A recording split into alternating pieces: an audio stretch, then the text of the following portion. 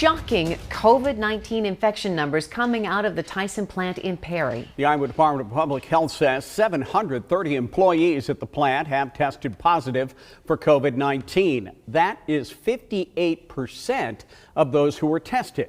KCCI's Chris Gothner spoke with an open government advocate today who says the state should have released the numbers much sooner. Chris is live at the State House tonight. And Steve, this comes after weeks of KCCI asking officials and Tyson itself for numbers on the scope of the outbreak. Good morning and thank you. Numbers released by DPH Deputy Director Sarah Reister Tuesday reveal stunning COVID-19 infection numbers at Iowa's meatpacking plants, including a massive outbreak right here in central Iowa. The Perry Tyson plant had 730 workers test positive, the majority of its workforce. This comes after weeks of KCCI pressing the company and health officials on infection counts after Tyson confirmed multiple cases in mid-April. Randy Evans, who leads the Iowa Freedom of Information Council, says he's glad the state's finally sharing totals, but it should have happened sooner. He says the public needs to know the scope of major workplace outbreaks in their communities to protect their health. I hope the state health department has learned an important lesson that they need to clue the public in, because, you know, the name of the department is the Public Health Department. It's not the state business health department. The state's criteria for releasing data is either 10% of the workforce being absent or having confirmed cases. Evans says he thinks that's an arbitrary number. He says officials should release totals as soon as they're aware of an outbreak. Now here's a look at the other 4 facilities reporting more than 10% of their workforce testing positive for COVID-19. Tyson plants in Waterloo and Columbus Junction also have hundreds of cases.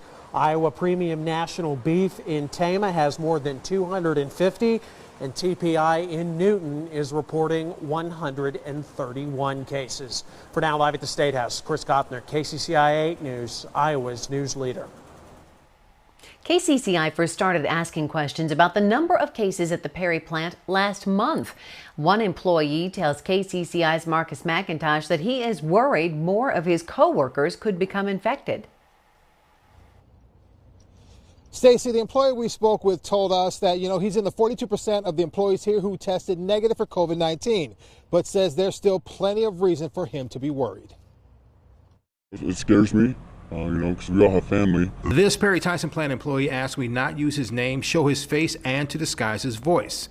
An employee who tells us he has good reason to be scared. There's still people that just got results today, and they're going back to work today.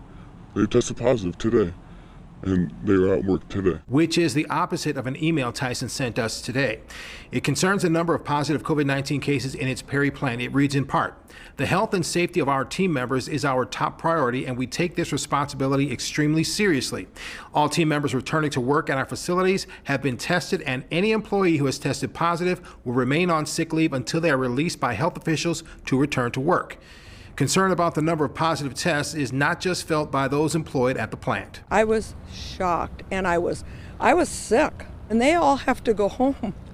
So it's a sad situation for a whole community here. With more than 700 employees testing positive, slowing the spread is key.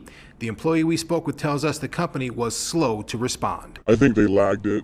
I think they could have done something sooner and prevented a lot of cases from happening.